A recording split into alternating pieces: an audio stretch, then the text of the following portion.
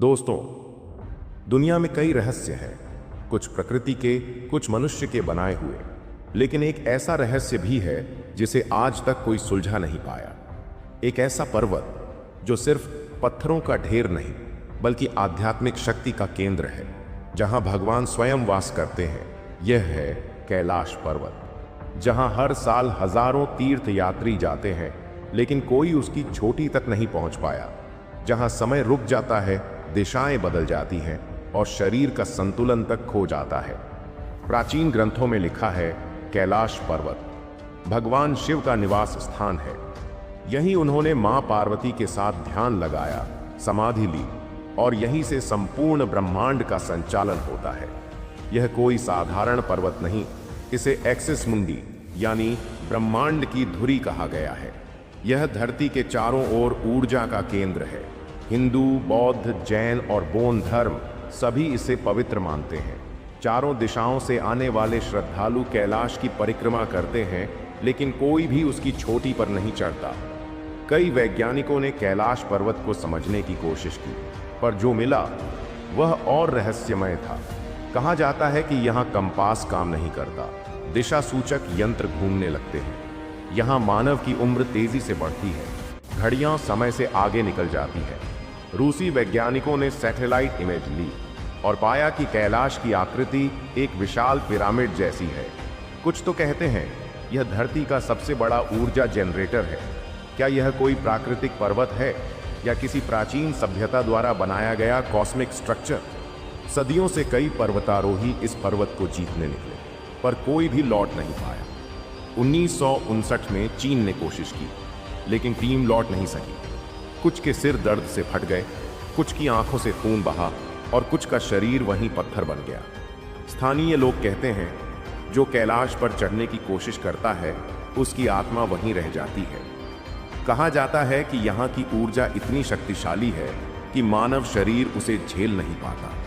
यह पर्वत स्वयं एक जीवंत शक्ति क्षेत्र है जो अपने पास किसी भी अहंकारी को नहीं आने देता।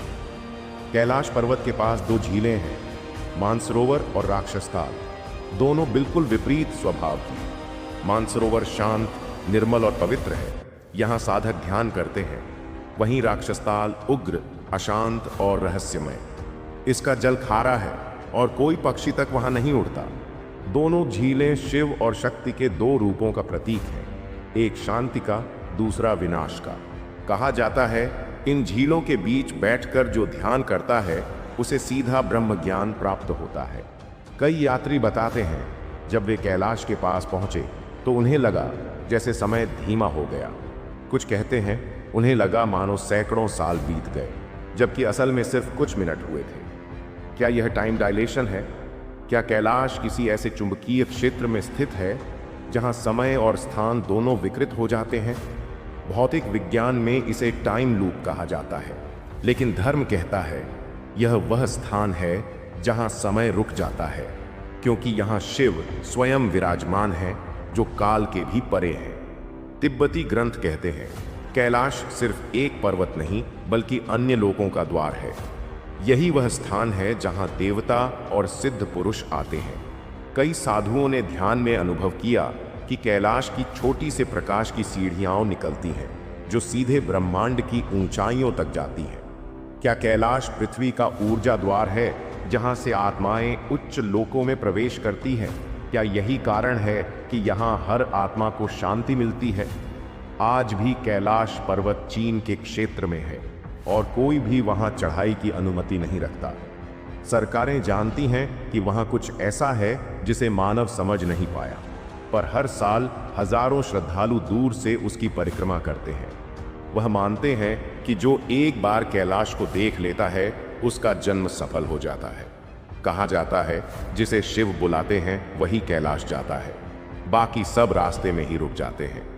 कैलाश पर्वत वह स्थान जहां विज्ञान झुक जाता है और आस्था जाग उठती है, जहां हर पत्थर, हर हवा, हर कण महादेव का नाम लेता है। शायद यह रहस्य कभी सुलझे ना, क्योंकि कुछ रहस्य सुलझाने के लिए नहीं होते बल्कि अनुभव करने के लिए होते हैं। कैलाश शिव का घर है और शिव रहस्य के भी रहस्य है।